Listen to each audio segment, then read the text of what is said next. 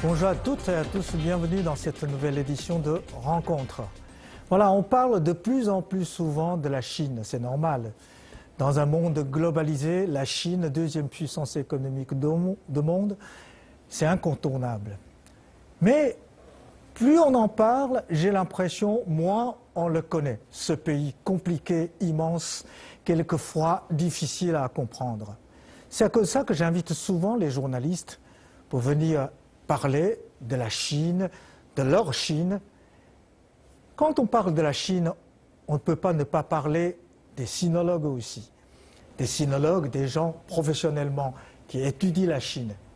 Normalement, on devait avoir la confiance en eux. Mais j'ai aussi remarqué qu'en France, par exemple, les sinologues d'une génération, souvent, c'est la génération de 68 ans. Ils viennent en Chine pour apprendre le chinois pendant la révolution culturelle en Chine. Donc ils étaient très marqués par cette révolution. Quelquefois, certains d'entre eux sont même devenus des maoïstes. Donc ils ont du mal à connaître la Chine aujourd'hui. Mais aujourd'hui, je suis très heureux d'avoir un invité. Il est à la fois journaliste, écrivain, auteur et sinologue. Voilà, Renaud de Spence. Nous allons parler de la Chine avec lui, de la Chine aujourd'hui, de la Chine moderne. Bien sûr, aussi de la Chine ancienne. Il faut comparer la Chine hier et la Chine aujourd'hui. Avant d'en commencer, on va regarder un petit reportage préparé par nos rédacteurs pour mieux comprendre la Chine dans les médias, dans la Chine, dans les livres en France. L'émergence de la Chine attire l'attention du monde entier.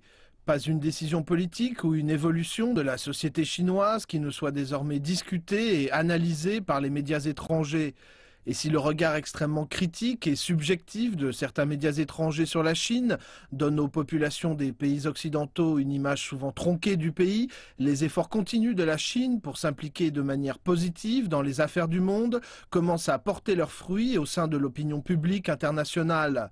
Les participants au dernier forum de Boa ont salué la nouvelle vision chinoise pour l'avenir de l'Asie et lors de sa récente visite en République tchèque, le projet Une ceinture, une route du président Xi Jinping a été très favorablement accueilli.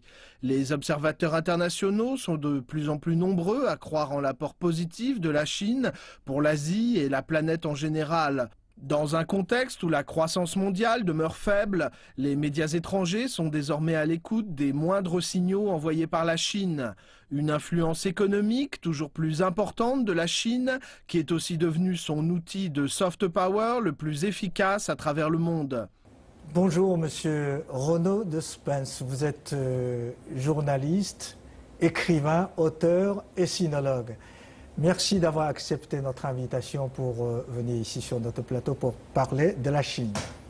En 2012, vous avez écrit et publié un livre, Dictionnaire impertinent de la Chine. Et l'année suivante, le livre a obtenu le prix des députés. Et l'année dernière, le livre était réédité, vous avez mis à jour, et puis vous avez rajouté quelques paragraphes. Bon, ma première question sur le titre de votre livre, pourquoi impertinent? Impertinent, vous voulez dire que ce que vous écrivez n'est pas très pertinent, c'est parce que politiquement, parler de la Chine, c'est un peu pas très correct? Alors, c'est très français. Déjà, comme vous savez, vous avez vécu longtemps en France, l'impertinence, c'est parfois vu comme un défaut et c'est aussi une qualité française, hein, c'est très très français. Il y a aussi une autre raison historique, donc c'est une commande d'éditeur. Hein. En France, depuis peut-être 15 ans, 20 ans, il y a une collection qui a très bien marché, qui a été lancée par Plon et qui s'appelle les dictionnaires amoureux. Vous en avez sans doute déjà vu. Oui, dictionnaires amoureux, oui. Et en fait, ça a très bien marché aussi parce que c'était un moment où on commençait à voir tous ces médias Internet et aussi ces nouvelles formes de lecture, c'est-à-dire qu'on ne lisait plus forcément un livre du début jusqu'à la fin, mais on pouvait, comme sur Internet, prendre plusieurs morceaux. Et donc c'est pour ça que ce format a eu beaucoup de succès. Et quand mon éditeur a voulu faire quelque chose de similaire sur la Chine, évidemment, il ne pouvait pas prendre Dictionnaire amoureux, puisque c'était déjà pris. Alors, et comme mon éditeur était plutôt un éditeur aussi qui sortait des affaires intéressantes, etc., et que son fonds de commerce était un petit peu aussi faire des livres impertinents, il a lancé cette connexion de dictionnaire impertinent. Alors au début, quand il me l'a proposé, je me suis dit, c'est chouette, on va pouvoir écrire des choses amusantes. Parce qu'en français, impertinent, ça veut dire aussi on peut être libre pour faire de l'humour, par exemple. Et l'humour, ça aide aussi à faire passer des idées. Voilà.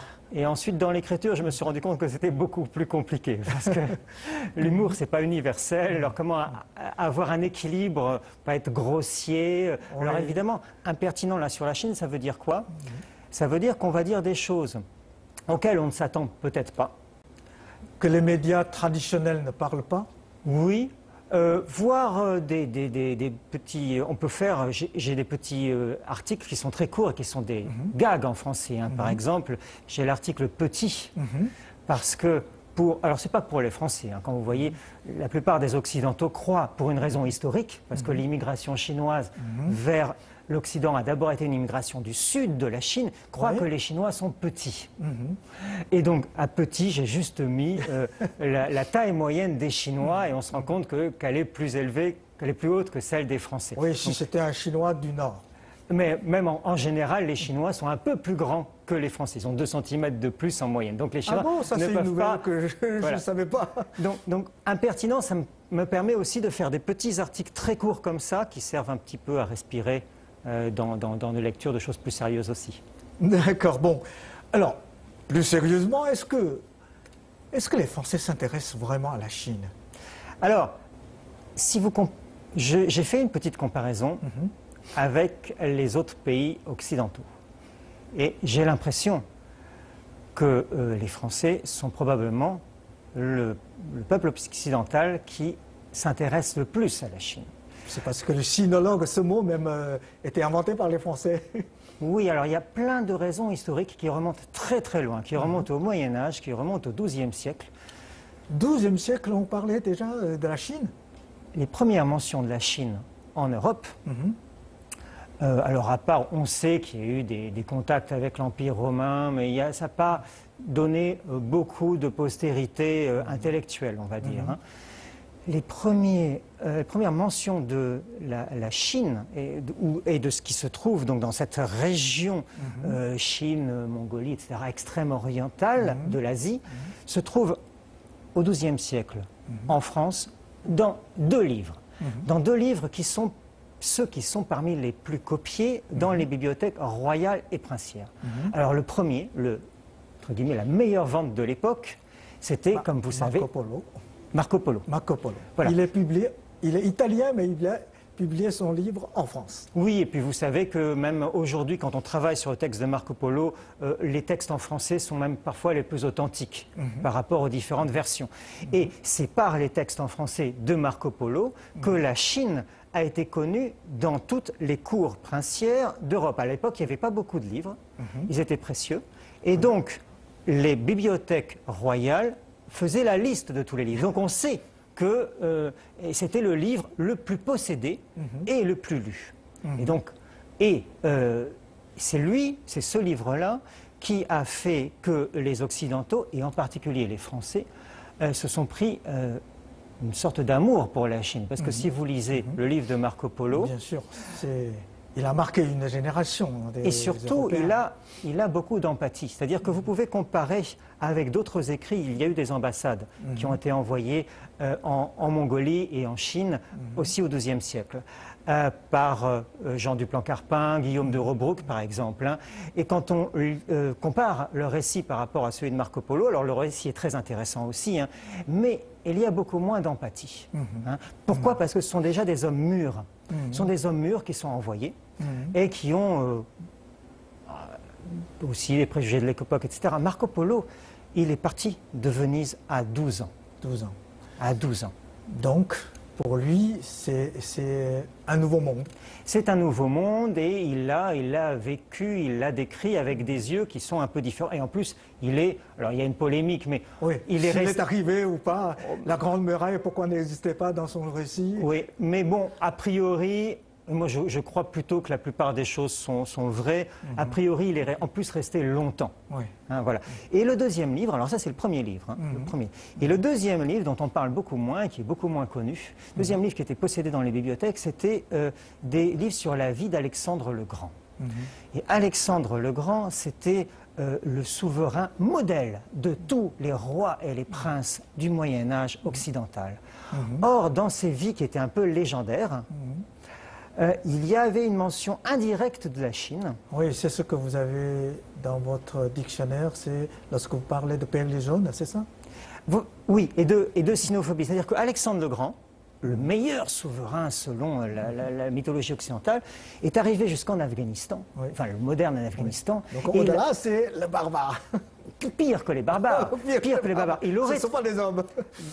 Voilà, ce ne sont pas des hommes. D'après les légendes aussi colportées par la Bible, des légendes autour du Coran, etc. aussi, au-delà donc de la passe de Khyber qui ferme l'Afghanistan, c'est-à-dire tout ce que vous avez, la Chine, l'Inde, etc., vous avez des peuples qui sont Gog et Magog, qui sont des peuples réprouvés de Dieu, ils ne sont pas complètement hommes, ils sont à moitié singes, ils ne sont pas complètement, bénéficient pas complètement de la lumière du soleil, et le jour du jugement dernier, lors de l'Apocalypse, ils déferleront sur le monde pour nous faire payer nos péchés. Oui. Est-ce que cette idée existe encore, consciemment ou inconsciemment, dans la conscience collective en Europe? Oui, les deux. C'est-à-dire que vous avez, et là aussi il faut le voir, et moi j'aime beaucoup la physique quantique aussi, vous savez, le chat de Schrödinger qui est à la fois mort et pas mort. Et chez les mêmes personnes, vous pouvez avoir à la fois le reste de cette sinophilie, et la sinophilie est très profonde en France. Hein. Vous regardez, vous comparez les livres sur la Chine dans les grandes librairies françaises avec les grandes librairies de Londres, ou d'Allemagne par exemple, ou d'Italie, il y en a beaucoup, beaucoup plus en France. Hein. Ou pour l'intérêt pour l'art chinois, pour la culture chinoise, y compris pour la langue profonde, elle est plus développée en France. Et en même temps, vous avez aussi alors c'est pas uniquement de la sinophobie, puisque ce n'est pas que sur la Chine. Sinophobie, sinophile coexistent alors. Vous avez aussi une peur, qui est aussi la peur de l'autre, hein, n'est pas uniquement sur la sinophobie, on peut être aussi contre une orientophobie, en gros, dire que voilà, l'autre, parce que l'oriental ou le chinois par rapport à nous, le français, c'est vraiment la meilleure figure de l'autre, hein, de l'altérité. Et l'autre, on peut l'aimer, et aussi, on peut en avoir peur. Oui. Alors, d'après vous, hein, vous écrivez vous-même, vous êtes sinologue, vous vivez en France, en même temps en Chine. Quand on compare une Chine dans les écritures, dans les livres, dans les médias, et avec la Chine réelle, est-ce qu'il y a quelques points qui vous marquent, est-ce qu'il y a une grosse différence ou bien c'est relativement identique? Alors, si vous prenez une comparaison, alors ça dépend ce que vous appelez médias. Si vous prenez les médias d'information, mais bien entendu. Mais ça, c'est un problème que vous avez dans le monde entier. Aujourd'hui, l'information, c'est une industrie. Donc vous produisez des choses qui... Et bon, alors évidemment, vous avez partout, vous avez des bons et des mauvais médias, vous avez des bons et des mauvais journalistes, donc vous avez des articles qui vont être plus ou moins fidèles à la réalité. Mais le problème global du média, que tout le monde, vous que vous êtes journaliste, vous connaissez bien aussi, c'est que malheureusement, souvent, on nous demande de produire, de faire des produits qui ressemblent à ce qui a déjà été produit ailleurs. Vous avez par exemple un article sur les enfants laissés pour compte en Chine, par exemple, hein, ou la nouvelle politique de l'enfant unique. Un journaliste fait un excellent papier dessus et votre journal va vous demander exactement le même papier. Donc vous allez avoir une répétition de choses. Alors en général, les articles ne sont pas infondés, hein, sauf avec quelques très mauvais journalistes, mais en général, la qualité est globalement standard. Mais vous allez répéter toujours les mêmes choses et vous allez souvent manquer de recul. Et c'est pour ça que, à mon avis, les médias nous permettent d'avoir une information sur les actualités et d'une façon fidèle sur les actualités. Mais si vous voulez connaître un pays, il faut plutôt se tourner vers les écrivains. Donc, les auteurs, les sinologues. Oui. Alors, oui. Et qui peuvent être des journalistes aussi, mais ce que je veux dire, c'est que le journaliste, quand il fait son papier de 2 pages, il ne peut pas dire la même chose que quand il a 6 mois de liberté ou 1 an de liberté pour écrire un livre. Oui, voilà. Parlons des livres sur la Chine, écrits par des chercheurs, journalistes ou sinologues. Je me rappelle que lorsque le moment où votre livre est sorti, à peu près en même temps que le mien, hein, le mien, c'est Les Chinois sont des hommes comme les autres, j'avais fait une petite recherche pendant 3 mois. J'ai remarqué qu'il y a presque 100 livres sur la Chine qui sont sortis. Il y a des rééditions, il y a aussi des livres écrits. La plupart sont passés comme ça inaperçus. Et comment expliquez-vous, il y a tant de livres sur la Chine et en même temps, on dit toujours que la Chine est mystérieuse, la Chine est mal connue, etc. Bon, la Chine sera toujours mystérieuse et mal connue en Occident. Et ça fait avec partie tant de livres, tant d'articles. Et ça fait partie de son charme. C'est-à-dire que vous ne pouvez pas obliger non plus, on ne peut pas obliger, bon moi évidemment la Chine c'est ma passion, hein, mais on ne peut pas obliger tous les Français d'être passionnés ou d'être intéressés par la Chine. Et même pour les gens comme moi dont c'est la passion, ça nous dérange pas que la Chine garde une part de mystère. Voilà, on a aussi une société, on peut pas... Je pense quand même qu'on connaît mieux la Chine qu'avant. Oui, on connaît mieux la Chine qu'avant. Si on veut la connaître, on peut la connaître mieux. Alors on n'est pas obligé de vouloir la connaître, c'est ça. Oui. Si on peut connaître mieux la Chine, c'est grâce aux voyages faits par les Français en Chine, les Chinois en France, ou c'est grâce aux médias, les informations, ou les livres, ou les films. C'est grâce à quoi? Et aujourd'hui, notre époque, c'est l'époque d'Internet, c'est-à-dire le contact presque en temps réel et direct. Comment expliquez-vous comment dirais-je, cet intérêt à la fois très fort, hein, il y a combien de journalistes français, vous savez, en Chine? Oui, mais il y en a de moins en moins, malheureusement, parce que la presse va mal, mais bon... Ouais. À cause de crise, mais quand même, il est beaucoup plus nombreux qu'il avait 20 ans. Oui, mais moins qu'il y a 10 ans. Alors, comment expliquez-vous, à la fois, comme vous l'avez dit, hein, on ne peut pas forcer les gens de s'intéresser à la Chine, mais en même temps, la Chine attire. Oui, et puis, mais vous avez aussi un autre phénomène aujourd'hui. Les gens ont de moins en moins besoin, ou s'imaginent avoir de moins en moins besoin des médias pour connaître. Oui. Et le danger n'est pas ça. Le danger, c'est que... Enfin, le danger, entre guillemets. Hein. Oui, bien sûr. Le danger aujourd'hui, spirituel, c'est pas le danger. Non, aujourd'hui, beaucoup d'Occidentaux, oui, d'ailleurs, beaucoup de Chinois aussi, c'est pareil dans l'autre sens, hein, connaissent la Chine ou ont l'impression de connaître la Chine parce qu'il y a beaucoup de touristes chinois. Alors, ils voient directement des touristes chinois, par exemple. L'année dernière, c'était 1 million. Cette année, il y aura 1,5 million. Et ils s'imaginent qu'ayant vu des touristes chinois, ils connaissent la Chine. Ils n'ont pas besoin de lire des livres, ils n'ont pas besoin de lire des articles, ils l'ont vu directement. Hein. C'est comme l'histoire voilà, de l'homme qui a vu un éléphant et qui dit voilà, j'ai vu un éléphant, je sais ce que c'est. Peut-être qu'il ne sait pas ce qu'il mange. Voilà. Et ça, c'est aussi un peu la caractéristique de notre époque très très actuelle. C'est que chacun a l'impression qu'il peut se faire une idée directe des choses. Or, effectivement, on se rend compte que ce n'est pas toujours le cas. Déjà, par exemple, le touriste chinois est-il représentatif des Chinois? Mais ce n'est pas sûr. C'est pas sûr. C'est pas sûr du tout. Au moins, ce sont des gens riches. Voilà. De plus... C'est pas sûr non plus. Hein. Quelquefois, il y a des agences de tourisme organisent des voyages très bon marché. Oui. De plus, à bas prix. Bien sûr. Mais de plus, même si, en théorie, ils représentent... même si les touristes chinois représentaient les Chinois, est-ce que leur comportement, quand ils sont à l'étranger, représente leur comportement en Chine? Mais non, parce qu'ils sont en vacances, parce qu'il y a plein de raisons. Et ensuite, on peut voir des comportements aussi qu'on ne comprend pas. et qu'on va analyser d'une certaine manière et se tromper. Donc il peut y avoir beaucoup de... Je pense quand même que... je vois par exemple, moi en France, j'ai aussi des racines rurales, je rentre souvent à la campagne, je vois mes voisins paysans, alors, qui font de plus en plus de voyages qu'avant. J'ai des voisins paysans en France qui ont fait des voyages en Chine, par exemple. Ça, il y a 20 ans, il n'y en avait pas. Il n'y en avait pas. Il n'y en avait pas. Et quand même, globalement, même s'il y a encore beaucoup d'incompréhension et qu'il y en aura toujours, je vois plus de nuances. Je vois plus de compréhension globale des Français face à la Chine. Mais je ne sais pas si ça pourra encore devenir meilleur, parce que, et on le voit aussi à travers les Français qui sont en Chine ou les Chinois qui sont en France, il faut plus qu'un intérêt pour un pays pour le comprendre. Je crois qu'il faut aussi des dons d'observation, des dons d'analyse, il faut avoir de la chance dans ces expériences, il faut avoir envie et ça ne sera jamais,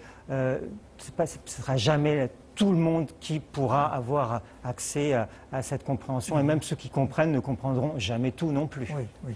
Alors, pour vous, un écrivain, à la fois journaliste et sinologue, quelle est le plus grande difficulté pour faire comprendre à vos compatriotes un pays comme la Chine, qui est immense, il est compliqué, son histoire est longue, sa population est très nombreuse. Quelles sont les difficultés les plus fortes pour vous? Les difficultés les plus fortes sont sans doute dans l'industrialisation des médias. C'est-à-dire qu'en livre, on fait ce qu'on veut. Oui. En livre, on fait ce qu'on veut. Oui, on peut parler d'un seul domaine. Voilà, il suffit d'avoir un éditeur qui est intéressé et on fait ce qu'on veut. On fait ce qu'on veut. Ensuite, qu'on ait du succès ou pas, c'est autre chose, mais je pense qu'on peut avoir du succès avec un livre bien écrit sur la Chine.